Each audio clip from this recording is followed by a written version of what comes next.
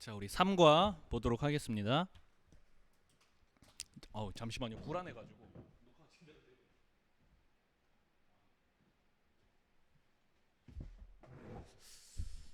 자, 3과 기독교 세계관으로 본 세상. 자, 우리가 기독교 세계관의 큰 특징을 어, 2과에서 살펴봤죠. 기독교 세계관은 진리다. 왜냐? 이거 복음, 우리가 스스로 진리라는 것은 사람이 본질적으로 찾는 것인데 그것을 인간 스스로는 찾을 수 없고 외부에서 계시되어야만 하는 것이고, 우리는 그 복음을 우리의 진리로 받아들였고, 그래서 이 기독교 세계관은 진리다. 뭐 이런 내용으로 배우고, 제가 왜 이렇게 말을 못하는지 모르겠는데 그러니까 들으면 다 이해가시죠. 들었으니까 이해가실 거예요. 그리고 기독교 세계관의 두 가지 특성에 대해서 배웠죠. 첫 번째가 배타성, 진리니까 배타적일 수밖에 없다. 두 번째 포괄성, 기독교 세계관이야말로 세상의 모든 것들, 인간이 부딪히는 본질적인 문제들에 대해서, 질문들에 대해서 답할 수 있고 설명할 수 있고 더 나아가 번역까지 가능하다. 예. 이렇게 했는데 이제 기독교 세계관의 내용들에 대해서 배울 건데, 기독교 세계관의 내용은 정말 많지만 우리는 수련해서 딱 두 가지만 배울 겁니다. 뭐냐면은 기독교 세계관이 인간을 뭐라고 설명하는가, 두 번째 기독교 세계관이 이 세상을 어떻게 설명하는가에 대해서 두 가지에 대해서만 배워보도록 하겠습니다. 자, 목표. 기독교 세계관에서 우리 인간과 세상을 어떻게 이해하고 해석하는지를 배운다. 자, 주제 말씀 시편 8편 8장, 이거 8장이라고 해놨네. 와, 이거 큰일 났다. 시편 8편. 이거 제가 혼자 감수를 했는데도 이렇게 오타가 생기네요. 시편 8편 4에서 8절 우리 함께 읽겠습니다. 시작. 사람이 무엇이기에 주께서 그를 생각하시며 인자가 무엇이기에 주께서 그를 돌보시나이까. 그를 하나님보다 조금 못하게 하시고 영화와 존귀로 관을 씌우셨나이다.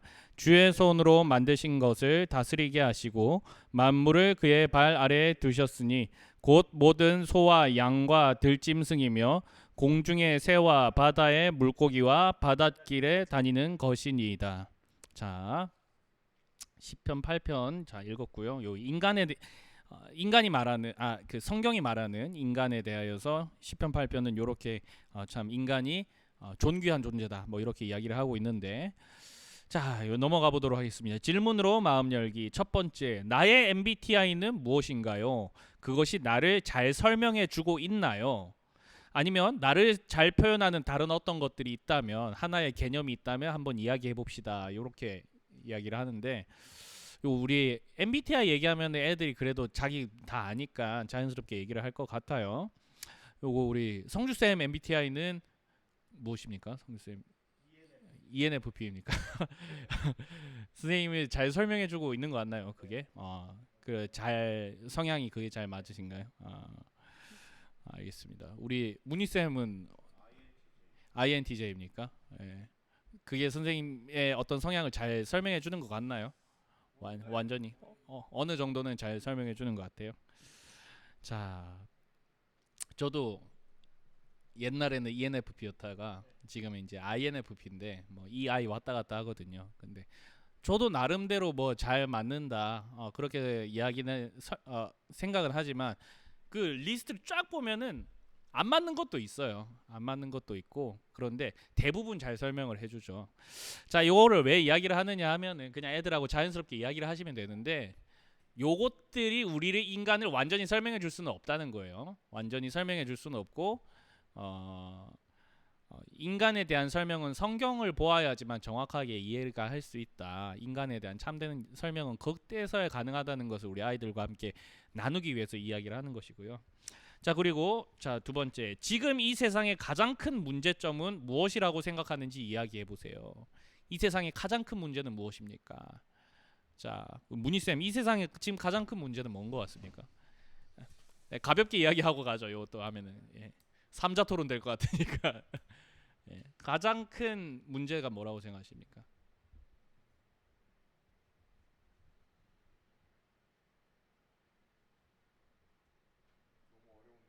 네.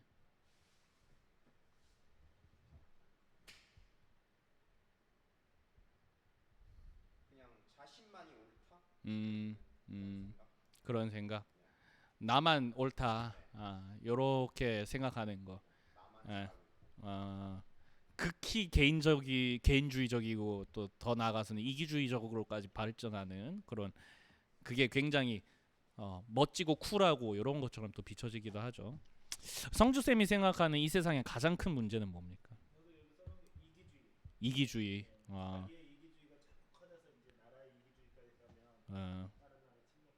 아, 그,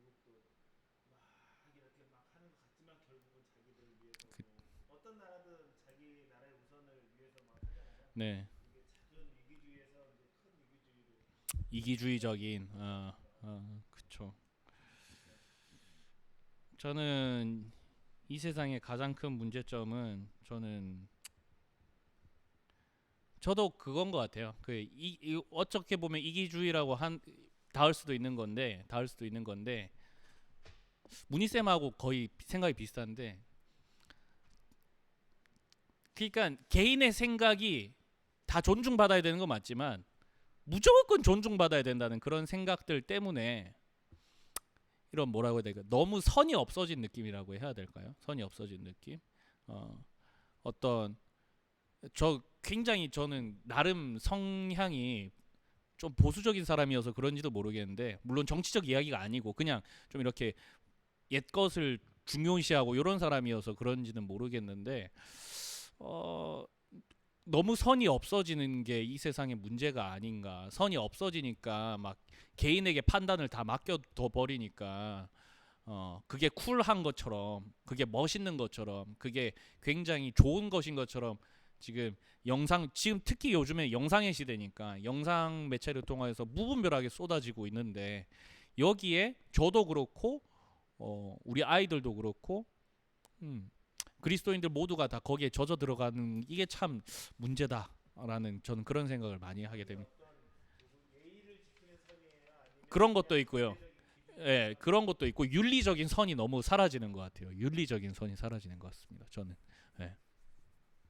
뭐 아까 얘기했던 뭐 동성애, 뭐 더 나아가서는 그거 하니까 뭐 소아성애, 뭐 동물 뭐 성애, 뭐 이런 문제들 좀 문제가 있는 것 같습니다. 자, 그러면 기독교 세계관이 인간에 대하여서 어떻게 설명을 하고 있는지에 대하여서 우리가 살펴볼 텐데, 가장 핵심은 두 가지예요. 첫 번째는 인간은 영혼을 가진 존재라는 것이고, 두 번째는 인간은 인격적인 존재라는 것이거든요. 자, 첫 번째, 인간은 영혼과 육체로 이루어져 있습니다. 이것이 인간과 동물을 구분짓는 가장 명확한 차이입니다. 자, 인간도 동물도 동일한 육체를 가지고 있습니다. 유전자 구조상으로는 70% 80% 이상이 똑같대요. 다른 동물들하고 그 정도로 유사한 면이 많다는 거예요. 그러나 인간은 육체만 가지고 설명될 수 있는 존재는 절대로 아니죠. 그 어떤 다른 생명체에서도 찾을 수 없는 인간을 인간답게 만드는 영역이 있는데, 그게 뭐냐면 바로 영혼이라는 거예요. 영혼은 인간만 가지고 있는 겁니다. 영적인 존재는 인간만 가지고 있는 거예요. 뭐 아이들, 제가 요거 제자 훈련할 때 요거 가르칠 때도 애들이 그러면은 강아지들은 죽어서 천국에 못 가나요? 뭐 그런 이야기들 하더라고요. 제가 그래서 강아지를 너무 사랑하는 마음은 알겠지만 그렇지, 강아지가 우리에게 위로를 주고 사랑하는 마음은 알겠지만, 강아지에게 영혼이 있다라고 내가 확언할 수 있지 않기 때문에 일단은 나는 강아지는 죽어서 천국에 못 간다라고 너에게 가르친다. 그렇게 이야기를 했거든요. 예, 우리 아이들이 이런 부분에서 좀 낙심하는 애들도 있는데, 자, 어쨌든 동물하고 인간이 구분되는 거는 인간에게는 영혼이 있다는 겁니다. 과학은 자 보세요. 아까 말씀드린 것처럼 인간과 동물이 아주 유사한 생체 구조를 가지고 있음을 밝혀냈고, 인간은 본질적으로 동물과 유사했지만, 최초에는 유사했지만 진화에 의해 여러 가지 언어적, 사회적, 윤리적인 특성을 인간만이 가지게 되었다라고 과학자들은 설명을 합니다. 보통은 다 그래요.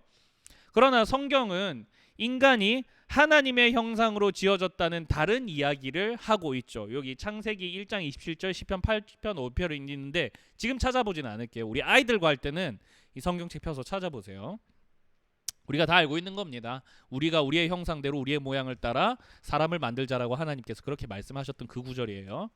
자, 인간의 인간다움은 동물과의 유사성을 밝히는 것으로는 도저히 밝힐 수가 없습니다. 그렇죠? 인간이 인간다울 수 있는 것을 동물과의 유사성을 찾아내는 점에서는 우리가 밝혀낼 수 없다는 거예요. 선한 것, 도덕적인 것, 초월적인 세계에 대한 이해는 오직 인간의 영적 특성을 전제해야만 설명할 수 있습니다. 자, 그래서 우리가 동물에게 윤리적 잣대를 들이댑니까? 이를테면 이런 겁니다. 인간은 보통 일부 일처제를 인류 보통의 요런 그걸 그걸로 삼죠. 성윤리로 삼죠. 일부 일처를. 그런데 동물들은 짝짓기 시즌이 되면은 한 수컷이 여러 마리의 암컷과 교배를 하기도 하고, 그렇죠? 그쪽 세계에서는 흔히들 이야기하는 이런 난잡한 인간의 표현으로 보면 난잡하지만 그런 그 한 수컷과 여러 명의 암컷의 성관계가 굉장히 당연시 여겨지는 그런 동물 사회도 있잖아요. 근데 우리가 그걸 보고 주로 사자가 그런데 사자가 그렇게 교배를 한다고 해서 우리가 사자가 정말 나쁜 놈이라고 이야기를 합니까?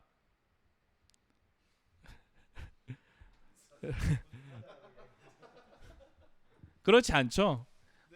네. 네. 음.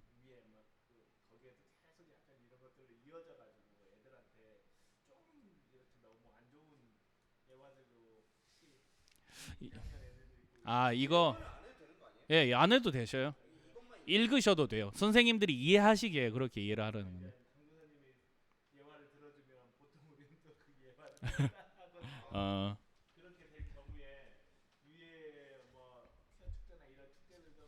아. 그거는 음.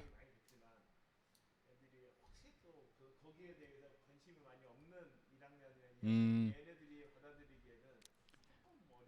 그러니까 너무 깊이 안 알려주셔도 될 것 같아요. 이런 게 있다라고만 알려주시면 되고. 어쨌든 그 동물은 그거를 동물은 본능에 따라서 그렇게 하는 거잖아요. 본능에 따라서. 그리고 동물이 같은 그 종족을 잡아먹는 경우도 있죠. 동물은. 근데 인간은 같은 인간을 잡아먹으면 뭡니까? 그 범죄잖아요. 식인 범죄잖아요. 예. 근데 동물들에게 그걸 나쁘다라고 우리가 얘기를 합니까? 아닙니다. 쟤네는 그냥 본능을 따라 행동을 했구나라고 이야기를 하는 겁니다. 동물은 본능이 그 행동의 중심이지만 인간은 그렇지 않아요. 인간은 그 자신에게 양심이 있고 윤리적인 개념이 있고 이런 개념들이 인간에게는 있어요. 이런 개념들이 인간에게는 있는데 이런 특성은 인간 이 동물하고 똑같다라는 걸로는 설명이 절대로 안 된다는 거죠. 네. 자, 넘어가 봅시다. 영혼을 가진 인간에게는 세 가지 독특한 특징이 있습니다. 첫 번째, 인격성입니다. 인격성. 자, 우리가 누군가를 인격이라고 부를 수 있으려면 두 가지 조건이 충족되어야 됩니다. 첫 번째, 인간은 자기가 누구인지를 아는 자의식이 있어야 됩니다. 그리고 두 번째, 인간은 스스로 자신의 문제에 대해서 통제하고 결정할 수 있는 자기 결정력이 있어야 됩니다. 여기서 중요한 거, 통제하고 결정할 수 있는 이런 권한들. 자, 제가 아이들한테 들었던 예시가 이거예요. 제가 만약에 우리 아이들한테 음식을 던져서 준다고 생각을 해보세요. 애들한테 간식을 던져서 줬어요. 그럼 우리 아이들이 그걸 기분 나쁘게 생각할까요? 아니면 와 간식이다 하고 재밌게 받아 먹을까요? 예. 봉지에 안 들어있는 거, 봉지에 안 들어있는 그쵸? 예. 예를 들면 돈가스를 집어 던졌어요 애한테. 그러면 애들이 안 먹겠죠. 당연히 안 먹겠죠. 왜냐하면은 아이들에겐 자의식이 있잖아요. 어떤 자의식이에요? 나는 이런 대우를 받을 존재가 아니다. 지금 이거는 굉장히 나에게 선을 넘는 행동이다. 나에게 시비를 거는 행동이라는 것을 애들은 알고 있어요. 자기 방어적으로 당연히 그렇게 한단 말이에요. 근데 제가 이 길거리에 다니는 동네 똥개한테 돈가스 조각 잘라서 던져요. 그럼 그 강아지들은 어떻게 합니까? 너무 좋아하죠. 너무 좋아하죠. 걔네들은 기분 하나도 안 나빠한단 말이에요. 물론 동물들도 어느 일정 부분 자기 방어적인 행동을 하고 자의식이 있을 수는 있겠지만 윤리적인 행동에 대하여서 반응할 수 있는 자의식은 없어요. 근데 인간에게는 그게 존재하더라는 겁니다. 자, 인간은 스스로 자신의 문제에 대해 통제하고 결정할 수 있죠. 그렇죠? 사람은 본능 따라 움직이지 않아요. 만약에 사람이 본능을 따라서만 움직였다면 이 세상이 정말 무간지옥이 아니면 뭐겠습니까? 이러한 특징은 인격이신 하나님께서 우리에게 부여하신 하나님의 형상이 아니면 이해할 수가 없습니다. 동물은 자기가 누구인지 인식하지 못하며 본능에 의해서만 모든 것을 결정합니다. 인간만이 인격성을 가지고 있으며 이것이 인간에게 영혼이 존재한다는 증거입니다. 자, 두 번째, 선과 도덕을 추구하는 존재. 선과 도덕을 추구합니다. 인간만이 선과 도덕을 추구합니다. 인간이 도덕적인 행동을 할 때에는 그 도덕적인 행동을 정말 바른 동기로 한다면 그 행동 자체가 좋기 때문에 합니다. 그렇죠? 예를 들면 이런 겁니다. 우리가 조금 가난한 사람들에게, 우리보다 좀 불편한 사람들에게 우리가 가진 것을 일부 나누어서 그 사람들에게 베풉니다. 이런 행동을 하는 동기가 무엇입니까? 따지고 보면 그냥 우리 주머니에서 우리 돈 나가고 우리의 시간 들여서 하는 것인데 우리는 그것을 기쁨으로 하잖아요. 그것을 즐겨하는 사람들도 있잖아요. 그것을 왜 그렇게 합니까?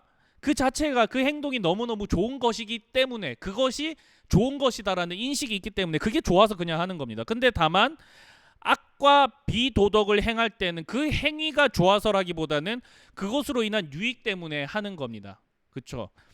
악행 자체를 즐기는 인간을 보고 우리는 뭐라고 합니까? 그 사람의 어떤 부분이 고장났다고 이야기를 하잖아요. 그 사람이 정신병을 앓고 있다든지 사이코패스라든지 그 사람에게 심각한 문제가 있다라고 이야기를 하잖아요. 보통의 사람들은 악행에서 어떤 이점이 있기 때문에 합니다. 하다못해 그것이 악행으로 말미암는 배덕감, 이런 순간의 쾌락이라고 할지라도 악행 때문에, 그 악행으로 얻어지는 그런 어떤 유익이 있기 때문에 사람은 보통 나쁜 짓을 합니다. 자, 동물의 세계에서는 선과 도덕의 추구에 대해서 설명할 수 없습니다. 제가 아까 설명드린 그런 부분이죠.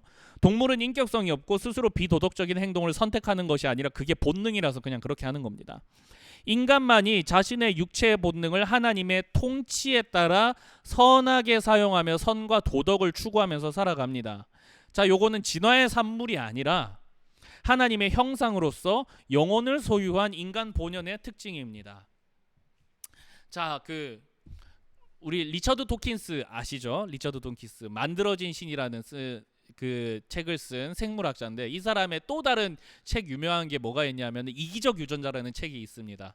그 사람의 이 이기적 유전자라는 책의 핵심은 뭐냐면은 인간의 모든 행동은 그 자기 유전자 안에 어떤 생존 본능에 의한 발현일 뿐이라는 거예요. 이 사람이 좋은 일을 하건 나쁜 일을 하건 사람은 그 본능 안에 자신의 유전자를 보호하고 또 그리고 그 유전자를 이 후대에 전승하는 것, 유전자 학에서의 생존을 그렇게 이야기하더라고요. 생존이라는 개념이 자신의 유전자를 후대로 전달하고 그것이 계속 이어지게 하는 걸 생존이라고 하는데, 이 생존의 유익한 방향으로, 이로운 방향으로 인류가 그렇게 발전을 해왔다. 그 가운데 도덕이라는 개념도 생겼고, 그 도덕이라는 개념, 그게 생존에 유익한 행동을 했을 때에 사람이 안에서 이런 어떤 호르몬적인 좋은 성분이 나와가지고 그걸 즐겨한다, 뭐 이렇게 설명을 하는데 그건 사실 아니라는 겁니다.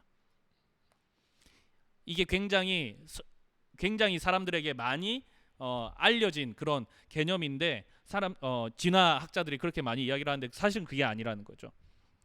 선과 도덕을 추구하는 것은 진화의 산물이 아니라 하나님의 형상으로서 영혼을 소유한 인간 본연의 특징입니다. 인간 본연의 특징.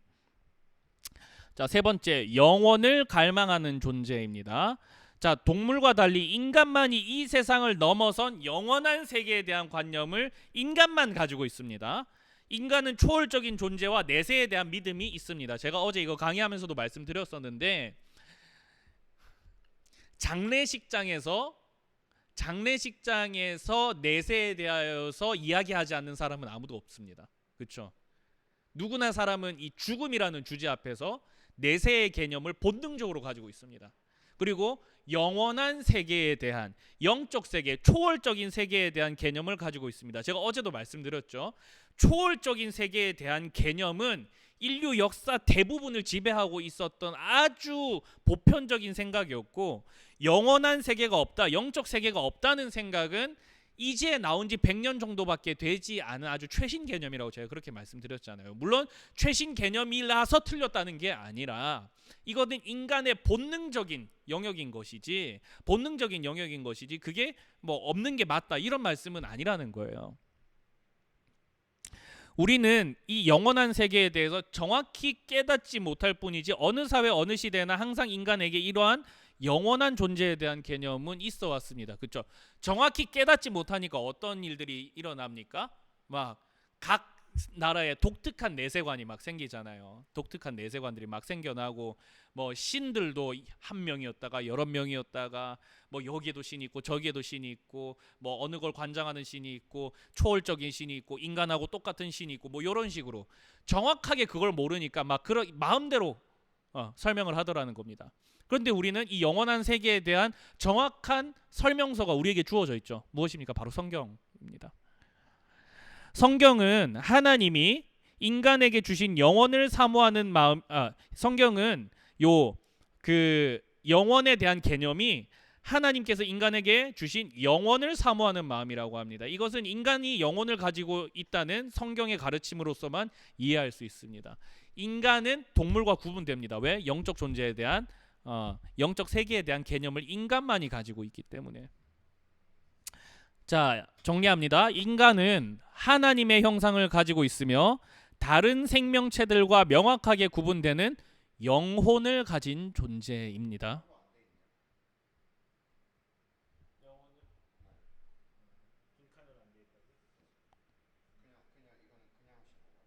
뭐라고 어떻게 돼? 예, 그냥 그렇게 보시면 됩니다. 예. 제가 뭐 실수한 줄 깜짝 놀랐네요. 자, 그러면 기독교 세계관으로 본 세상 역사에 대해서 한번 살펴보도록 하겠습니다. 자, 1번입니다. 요거를 우리 다 같이 읽겠습니다. 시작. 이 세상은 하나님이 창조하신 아름다운 세계입니다. 그리고 인간, 이거 다 같이 읽을 수가 없군요. 죄송합니다. 제가 어제도 이랬는데, 인간은 그 세계를 대리 통치하는 존재입니다. 이 세상은 하나님이 창조하신 아름다운 세계이고 인간은 그 세계를 대리 통치하는 존재. 우리 다 아는 개념이죠. 사실은 다 아는 개념입니다. 우리 선생님들은 다 아는 개념이고요. 성경은 세상이 하나님의 창조로 시작되었음을 분명히 이야기하고 있습니다. 세상은 하나님이 창조하셨기 때문에 본질적으로 선합니다. 그렇죠? 왜요? 하나님이 말씀하신 대로 그대로 되었고 그것을 보고 하나님이 뭐라고 평가했습니까? 좋았다, 선했다, 토브 이렇게 말씀하셨잖아요. 그러므로 여러분, 세상은 원래 저속하고 좋지 않은 것이라는 이런 편견은 사실은 잘못된 겁니다. 하나님의 영광이 인간과 세상 속에 다 드러나기 때문이에요.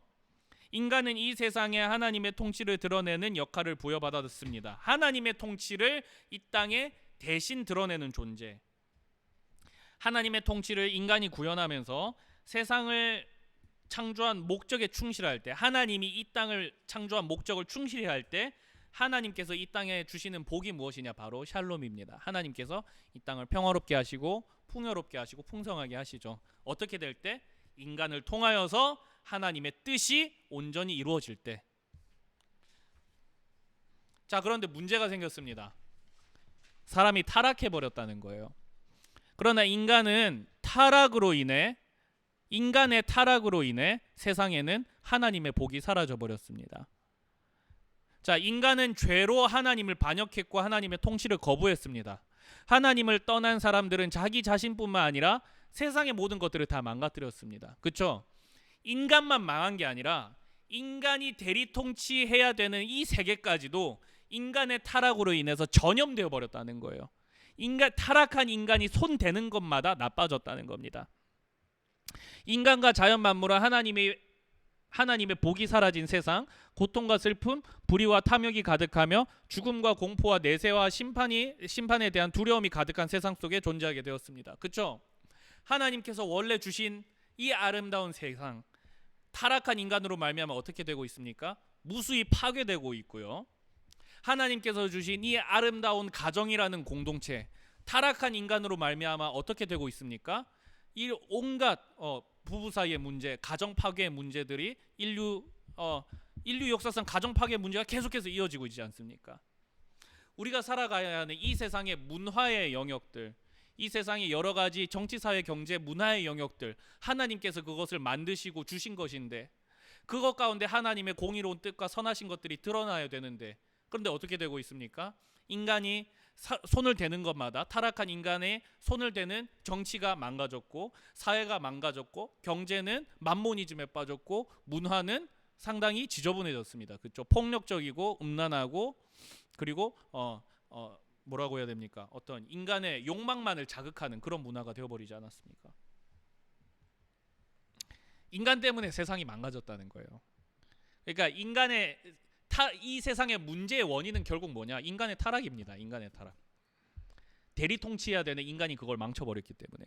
자, 그러나 3번, 우리 하나님은 타락한 인간을 구원하시며 오염된 세상까지도 구원하셨습니다.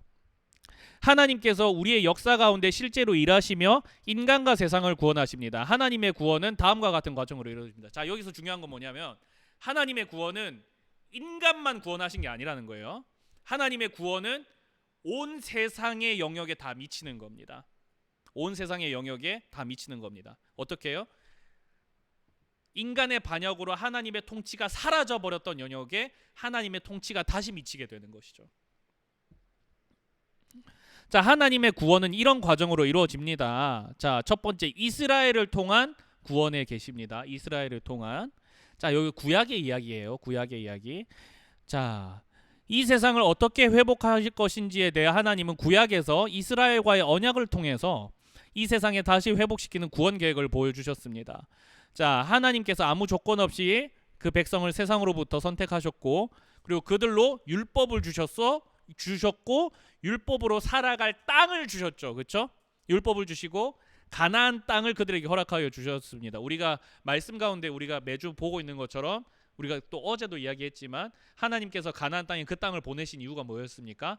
하나님을 반역하여져 너무너무 높아져 버리고 죄악된 그 가나안의 문화를 하나님께서 완전히 정리해 버리시고 그 가운데에, 그 땅에 하나님 나라의 법과 질서가 임하게 하도록 이스라엘 백성들을 그곳에 보내신 것이죠. 그곳에 보내셔서 하나님의 율법으로 하나님의 뜻이 이루어지는 나라를 하나님께서 만드시고자 했던 겁니다. 그러니까 여기서 좀 더 나가자면, 근데 이스라엘 백성들은 그걸 실패했죠. 이스라엘의 역사가 그걸 증명하고 있죠. 실패해서 그거를 하나님께서 메시아를 통해서 이루고자 하신다고 우리가 그렇게 어제 배웠습니다. 2번, 메시아를 통한 구원의 성취입니다. 자, 하나님께서 보여주신 계획은 이스라엘 백성의 완벽한 실천을 통해 달성될 수가 없었습니다. 예, 우리가 다 보잖아요. 결국 구원은 이 계획을 성취하실 메시아를 통해서만 완성되는 겁니다. 그분은 예수 그리스도입니다. 예수님을 통해 하나님의 구원이 성취되며 완성되고 있습니다. 그리고 예수님께서 다시 오시는 그날에 그 구원은 완성됩니다. 자, 세 번째, 하나님 나라의 사명을 감당하는 교회. 자, 이게 중요하겠죠. 예수님이 메시아로 오시고 새 시대가 시작되었습니다. 자, 하나님 나라는 이 땅에서 성취되기 시작한 거예요. 자, 하나님 나라가 이루어져가는 이 세상에 예수님을 믿는 새 언약의 백성들, 즉 교회가 나타나기 시작했습니다. 자, 교회는 하나님 나라를 이 땅 가운데 드러내며, 그렇죠? 가나안과 같은 이 땅 가운데에 우리가 새 이스라엘의 백성으로서 보내심을 받았죠. 새 율법을 받았습니다. 어떤 법을 받았습니까? 이 성경을 통해서 주어지는 하나님 사랑과 이웃 사랑의 율법을 받아서 이 세상으로 우리가 파송을 받았습니다. 그 사람들이 모인 하나님 나라 민족, 새로운 하나님 나라의 민족 공동체의 백성들이 누굽니까? 바로 교회잖아요. 교회는 하나님 나라를 이 땅에 드러내며 하나님 나라를 세워가는 사명을 감당합니다. 하나님 나라가 임한 땅에는 하나님의 복이 다시 주어지며 놀라운 회복이 일어납니다. 자, 교회인 우리들은, 그죠? 교회된 우리들은 인생 전체가 하나님의 통치에 순복하며 그리고 하나님 나라를 세워가는 희생을 실천하고 절망 속에 빠진 세상에 하나님 나라의 복음을 전하며 세상을 회복시키는 삶을 살게 됩니다. 자, 그렇기 때문에 기독교인의 삶은 나만 잘되고 나만 구원받고 해서 멈출 수가 없는 거예요. 멈춰지는 교회는 우리들만의 천국을 누리는 공동체가 절대로 되어서는 안 된다는 거예요. 그러면 이미 그거는 교회로서의 역할을 잘못 이해하고 있고 실패한 교회죠. 온전한 교회의 사명은 무엇이냐? 우리가 분명히 첫 번째로 우리는 예배를 드려야 됩니다. 예배를 드림으로 말미암아 하나님으로부터 영적인 공급을 받아야 됩니다. 하나님께 영광을 돌리며 하나님 나라에서의 삶을 예배를 통해 우리가 먼저 체험하게 됩니다. 그렇죠? 예배를 통하여서 힘을 얻고 예배를 통하여서 하나님 나라, 완전한 하나님 나라의 삶을 먼저 체험합니다. 그리고 이 삶을 세상에 소개해 줍니다. 그렇죠? 세상에 나아가서. 근데 세상 가운데로 우리가 보내심을 받을 때에는 우리가 한 개인으로서 보내심을 받지만 또 교회로서 부르심을 받고 보내심을 받는 겁니다.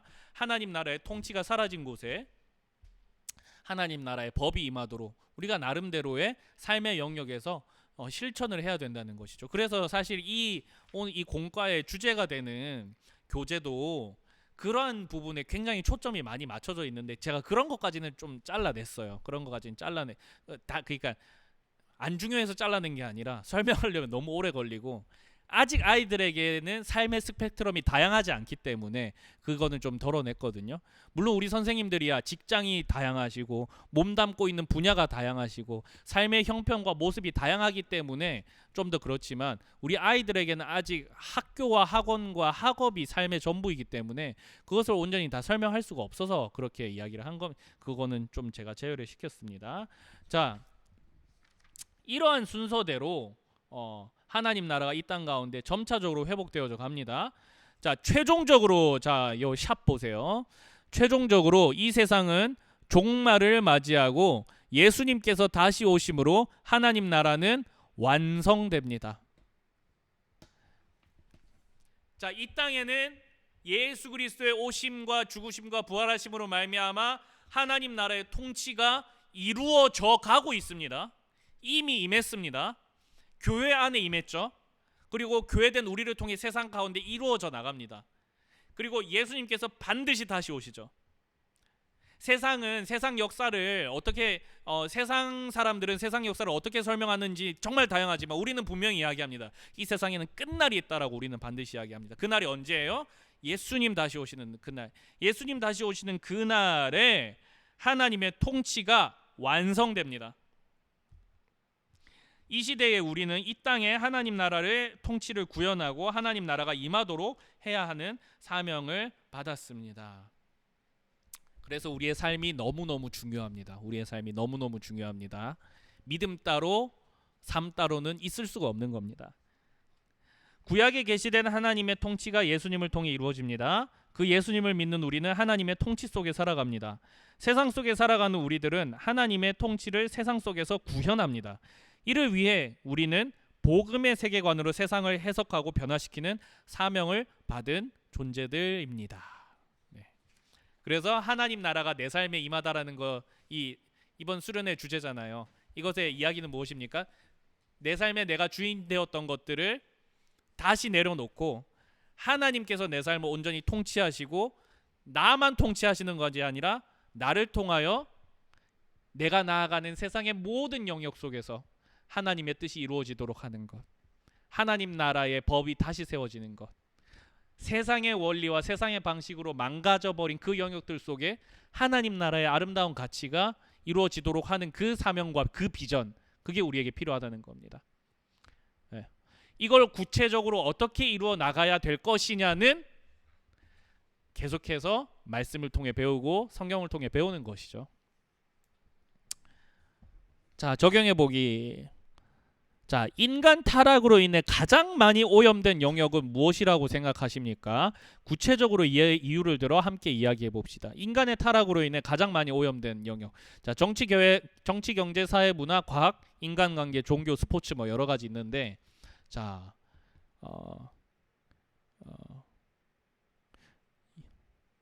예, 문화 안에 예술도 있겠죠. 제가 예술을 안 넣었나 싶었는데 자 우리 선생님도 한번 이거 잠깐 이야기해 볼까요? 예, 우리 성주 선생님 예, 가장 인간의 타락으로 가장 많이 오염된 영역은 어딘 것 같습니까? 요 중에 하나만 골라서 한번 그 이야기를 해본다면 예, 종교요. 종교가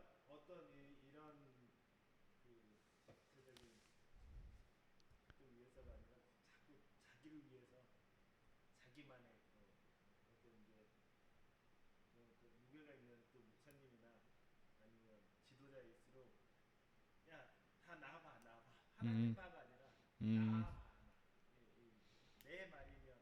음, 음, 그쵸. 교회에서 그쵸.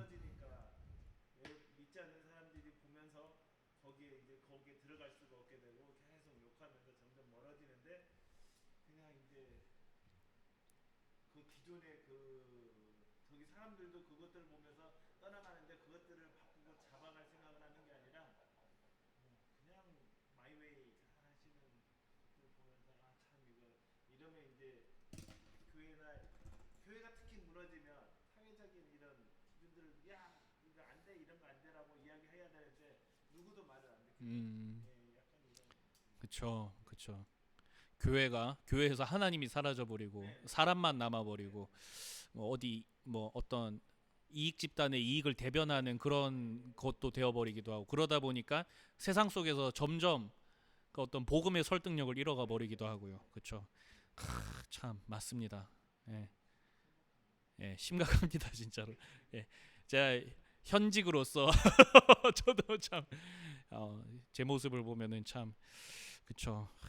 아 물론 제가 나만 바라고 하진 않지만 제가 그 정도의 카리스마가 있진 않지만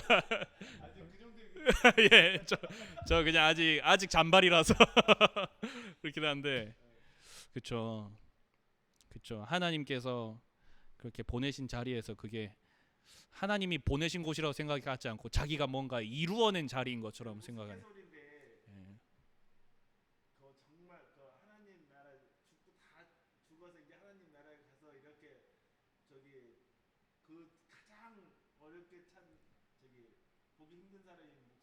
아,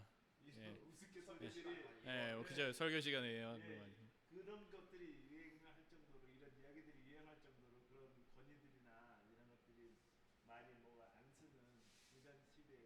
그렇죠. 문제는 그렇게 하시는 목사님들을 어떤 목회의 성공 모델로 제시를 하는 것 같아가지고 전 그게 제일 문제인 것 같아요. 이게 목사님들도 은연중에 아 그런 어떤 뭐라고 해야 될까요? 그런 자리로 가야 목회 잘했다라고 생각을 하시는 분들이 있으신 것 같아요. 그분들이 처음부터 그러진 않았을 거 아니에요. 저도 그러니까 그런 것들이 이렇게 보여지고 그분들도 설득이 되고 변질이 돼서 문제인 것 같은데 뭐 하여튼 그렇습니다. 맞습니다. 그렇죠. 정신 차리겠습니다. 저도 저도 어딜 가든지 저도 예, 예, 어딜 가든지 저 조심해야죠. 참. 문희 선생님은 뭐 어떤 것 같습니까? 종교입니까? 여기는 참 심각한 곳이네요. 이게 어, 예,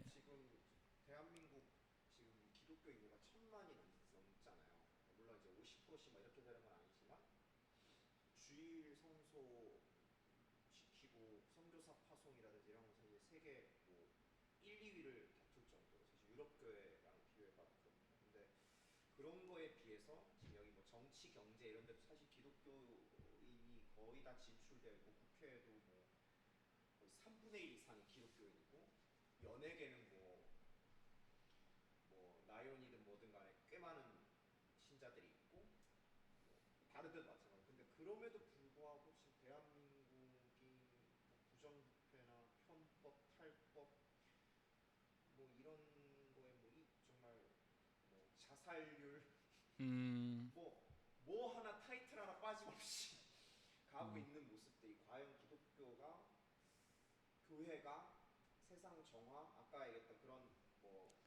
세계관을 뭐 정립시키고 그런 거에 신경을 썼을까? 아니면 우리 담임 목사님 좋아하시는 건물, 대형 이거 녹화돼서 나가요. 만약에 담임 목사님 비판하시는 아, 그런 거에만 너무 매몰돼 있었던 게 아닐까? 그래서 기존의 목회자들이 예. 네, 그쵸, 맞아요. 뭐 우리 여기 멀지 않은 여기 여의도의 뭐 교회라든가 서초의 뭐 교회라든가 이런 많은 특히나 교회들이 그리고 사실 이단도 사실은 이제 그 정말 그 이단 한 명의 문제이기도 하지만 사실은 뭐 다락방이라든지 그런 데는 기존 뭐 교회 목사님이나 장로님이 이제 그렇게 물론 이제 뭐라고 하죠 그 면허 박탈되는 뭐라고 하죠 뭐 면직돼서 뭐 이단이 되고 하는 경우도 있지만 어쨌든 다 그분들도 다 기존에 뭐 장로교 교인이고 그랬단 말이죠. 그래서 그런 것들만 봐도 결국에는 정말 진정한 타락이 결국은 우리 믿는 사람들의 타락이 결국 이 사회를 다 병들게 하는데 가장 어떻게 보면 좀 근본적인 원인이 되지 않았나라는 생각을 할 수밖에 없는 건데 이런 얘기를 자꾸 막 하면은 뭐 내부 총질처럼 약간 비춰져서 조심스럽긴 한데 그래도 뭐 부정할 수는 없는 것 같아요. 진짜 오카노 목사님 예전에 그 부활절 감사 예배 때그 저기 그 뭐죠 상암동 그 실내 체육관이 아니라 상암동 원정 경기장에서 모든 사실 문제는 우리에게 있다 뭐 그런 설교를 하셨던 게 기억에 남는데 그 고백이 가장 어려운데 이게 우리 선생님들 제가 이게 사실 보는 교재가 보고 하는 교재와 제가 훈련받은 내용들이거든요. 올 겨울에 이제 세미나 들으면서 훈련받은 내용인데 이게 사실은 딱 선생님들 나이대 있잖아요.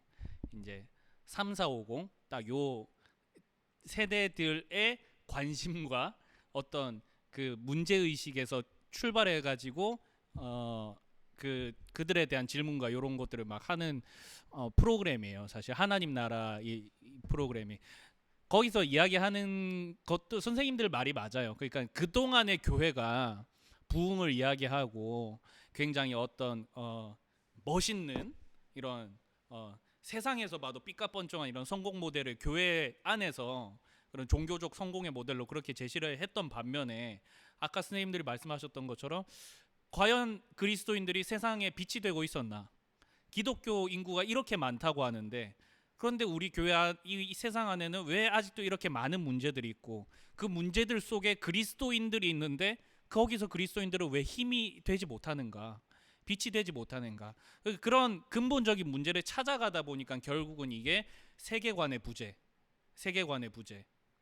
그러니까 교회는 다니지만 세계관이 여전히 세속적으로 물들어 있다 보니까 삶이 변화되지 않은 거죠. 제가 어제 말씀드렸잖아요. 세계관은 삶을 변화시킨다고. 삶의 모습을 구체적으로 변화시킨다고. 그렇게 제가 어제 말씀드렸잖아요. 그 말씀 주신 대로 그런 심각한 문제가 그래서 우리가 이 이야기를 하자는 것이거든요. 우리 아이들 당장 붙어서도 교회 안에서의 자신들의 모습과 또 학교에서의 자신의 모습이 너무 달라요라는 이야기를 많이 하거든요. 그러면 이렇게 되다 보면은 결국 한국 교회의 하강 곡선이 이렇게 반등하는 것이 아니라 결국은 똑같이 계속 그렇게 이어질 수밖에 없지 않을까라는 생각이 들어요. 그래서 아이들에게 이 이야기를 하는 게 참 중요한 것 같습니다. 아이들에게 너희가 기독교 세계관을 받아들여야 된다. 지성적으로 이야기하면 그런 것이고, 그리고 너희가 하나님 나라의 통치, 하나님의 너의 삶의 온전한 주인이 되셔야 된다. 하나님의 통치를 받아들여야 된다는 것을 이렇게 영적으로 터치하면서 이렇게 아이들이 하나님 나라의 백성으로서 이 땅에 가나안 땅에 보내심을 받은 하나님 그 새 이스라엘 백성의 모습으로 살아갈 수 있도록 그렇게 우리 아이들과 좀 이야기하시고 그것을 위해서 또 기도해 주시면 참 좋을 것 같습니다. 두 번째입니다. 이게 더 사실 질문이 어려운 내용인데요. 내가 세상 속에서 하나님 나라의 법과 방식으로 변화시키고 싶은 영역은 무엇인가요? 이건 사실 아이들의 진로와 비전 이런 것 때문에 제가 이런 거를 좀 질문을 넣어봤거든요. 너희는 나중에 커서 뭐 하고 싶니? 이런 질문인데 결국은 너희들 나중에 커서 뭐 하고 싶니? 어떤 사람이 되고 싶니? 라는 질문을 했을 때 거기서 그러면 너는 그리스도인으로서 세상의 빛으로 어떻게 살 것이냐 이 질문을 하는 것이거든요. 예, 질문을 제가 어렵게 했는데 그런 의미입니다. 선생님들 그렇게 풀어나가시면 될 것 같아요. 요거 우리 잠시 나눠볼까요? 좀 질문이 어려운데 이문희 선생님께서는 선생님의 지금 몸담고 계신 영역과 선생님이 나아가는 그 어떤 삶의 자리에서 어떻게 하면 하나님 나라의 이 복음의 법도가 다시 회복되어질 수 있을까요? 이걸 하려면 먼저 문제 의식이 있어야겠죠. 내가 몸담고 있는 영역에서는 이런 것들이 문제가 있는데 이러한 복음을 반하는 이러한 문화와 여러 영역들이 있는데 요것들을 어떻게 내가 변화시켜 봐야겠다. 적절한 예인지 모르겠는데 저희 음악이나 예술계가 생각보다 크리스찬이 많아요. 네. 그게 이제 문제인 것 같아요. 뭐 무늬만 크리스찬이 음. 많은 거. 대부분 특히 음악 쪽은 특히나 크리스찬이 많거든요. 저희 뭐 제 주변에 뭐 다 주일날은 리허설 안 잡고 하는 이유가 다 교회 음. 뭐 반주자고 지휘자고 뭐 이러니까. 근데 오히려 그게 문제가 되는 게 그게 마치 이제 뭐라고 할까 자랑이 될 수 있는데 마치 이제 모든 거에 핑계가 이제 크리스찬이니까 뭐 이렇게 가는 것 같아요. 그래서 이게 참 변화시키고 싶은 건 좀 제가 일단은 선한 영향력을 미치는 그런 정말 참 크리스찬으로 일단 변화가 되는 게 중요한 것 같아요. 그래서 정말 저렇게 하나님이 받은 달란트로 저렇게 충성 봉사하면서 또 자신의 신앙을 저렇게 지켜나가는 모습도 있을 수 있구나. 네, 그런 것들을 이제 많은 사람들에게 알리는 게 중요한데 노력을 어마무시하게 그쵸. 해야 될 것 같아요. 이거는 뭐 쉬운 문제가 이거 하나 한다 해서 되는 게 아니라 네. 평생에 걸쳐서 네, 평생 해야 이거야말로 되는 정말 비전. 그렇죠. 그런 그거죠. 우리 성주 선생님께서는 뭐 어떤 저는 뭐 주변 사람들이 많은 데서 일하고 이런 건 아닌데 네네. 그러니까 가끔 이제 제가 이거 하면서 딱 생각났던 게 어제 그제 일하면서 이렇게 길을 잘못 들었을 때 약간 두번 아, 떨어지고 네. 이렇게 길이 이렇게 많이 돌아가야 되는 길이지만 살짝 한번 이렇게 돌았을 때 옆에 운전하는 이제 그 친구는 우리 교회 친구가 아니지만 하여튼 뭔가 이런 걸 이야기하면서 이런 거 하나하나 작은 것들이 저 스스로가 이런 것들을 뭔가 지켜가면서 이렇게 해야 되는데 그런 것들 작은 거 하나라도 뭔가 신경 써가면서 이렇게 지키려고 해야 되는 좀 이렇게 그렇게 잘못 갔을 때 뭔가를 이렇게 돌아가더라도 이 사람은 뭔가를 이렇게 지켜가면서 하는구나 이런 것들을 보여줘야 되는데 자꾸 그런 것들을 그렇죠. 약간 어기면서 본인 스스로 제 스스로가 이런 것들을 좀 뭔가 지켜가려고 하는 이런 노력하는 게 참 어려운 것 같아요. 그렇죠. 그렇게 돼가요.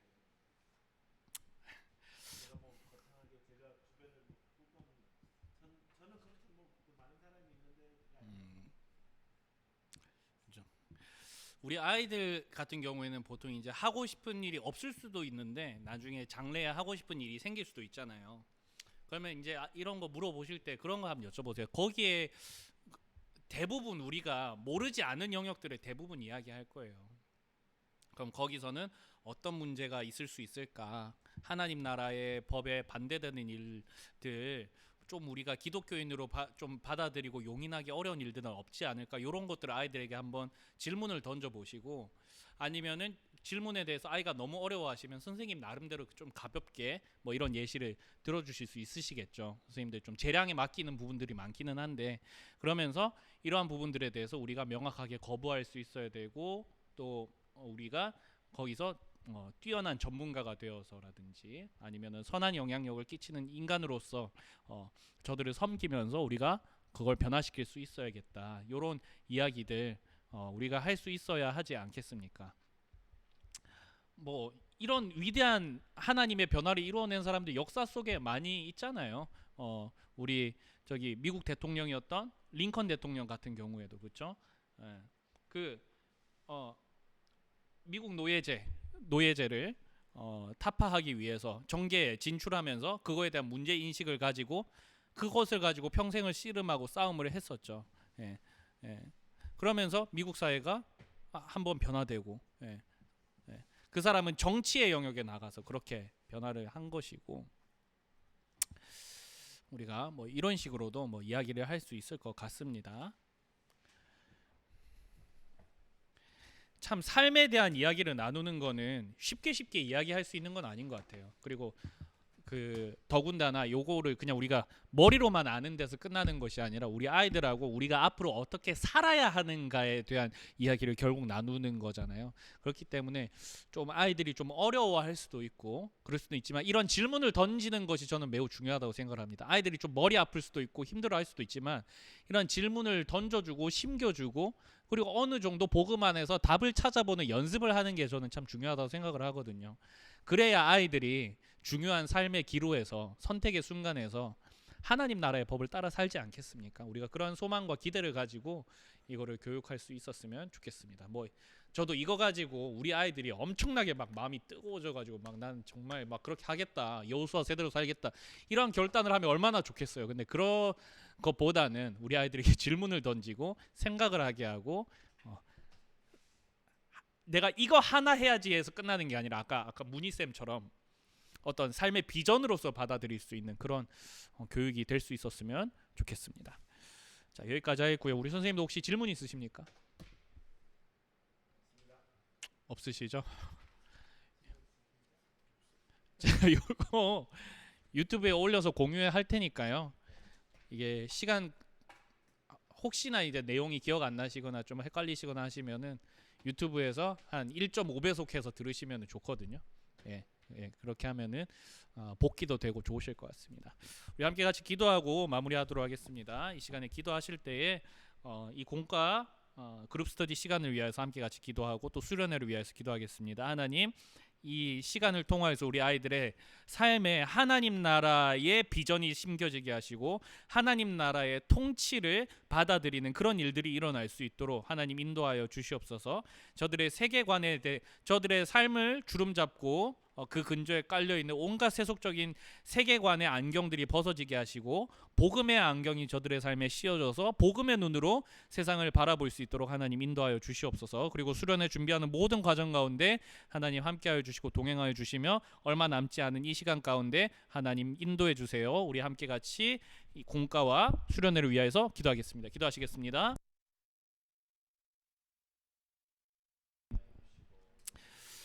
하나님, 이 그룹 스터디를 통하여서 우리 아이들 가운데에 하나님 나라의 비전이 심겨지기를 원합니다. 하나님 아버지 새로워지기를 원합니다. 하나님 능력이 심겨지기를 원합니다. 하나님 자기가 무엇이든지 다 할 수 있다고 이야기하고 복음을 거스르는 수많은 악한 세계관들이 우리 아이들의 시선과 마음을 사로잡은 이 세대 가운데에 하나님 아버지 복음이 저들의 마음을 감동케 하시며 복음이 저들의 마음을 새롭게 하여 주시옵고 하나님 아버지 저들이 하나님께로 구원받았으며 또 하나님 세상으로 나아가 세상을 구원하는 존재들임을 잊지 아니하도록 주님 인도하여 주시옵소서. 하나님 아버지 우리들도 이 기간을 통하여서 이것을 공부함을 통하여서 변화되게 하여 주시옵고 하나님 우리와 함께하여 주시며 우리가 지성적으로나 영적으로나 하나님 나라의 세계관 하나님 기독교 세계관으로 또 하나님 나라의 통치로 접어 들어가는 우리가 될 수 있도록 주여 인도하여 주시옵소서. 주님 도와주시옵소서. 또 수련회가 얼마 남지 않았습니다. 하나님 모든 준비하는 과정들 가운데에 하나님 도우시고 하나님 역사하시고 하나님 일하여 주시옵소서. 사랑과 은혜가 많으신 주님 감사합니다. 오늘 이 모든 시간을 마칩니다. 하나님 이 그룹 스터디를 통하여서 우리 아이들의 시선과 생각과 마음의 틀이 변화되어지게 하여 주셔서 복음을 대적하며 하나님을 대적하는 수많은 거짓 세계관들이 난무하는 이 세상 속에서 하나님 나라의 바른 세계관을 가져갈 수 있는 우리 아이들이 될 수 있도록 하나님 이 세상을 복음으로 변화시키는 믿음의 군사들로 살아낼 수 있도록 하는 우리 아이들을 축복하여 주시옵소서. 이것을 가르치는 우리들도 하나님 우리의 시선들도 변화되고 우리의 마음도 변화되고 우리의 세계관도 새로워지며 우리의 인생 가운데에 하나님의 통치를 정말 받아들이는 그런 일들이 우리에게도 있을 수 있도록 주여 인도하여 주시옵소서. 주님 감사합니다. 늦게까지 수고하신 우리 선생님들에게 위로하여 주시며 우리 선생님들 이 교육을 통하여서도 이 공과를 통하여서도 아이들과 함께 호흡하며 정말 큰 기쁨을 누리고 감사를 누릴 수 있도록 하나님 그 순간순간마다 아이들과 함께 호흡하는 그 순간을 주님께서 축복하여 주시옵소서. 살아계신 우리 구주 예수 그리스도의 이름으로 기도했습니다. 아멘. 고생하셨습니다.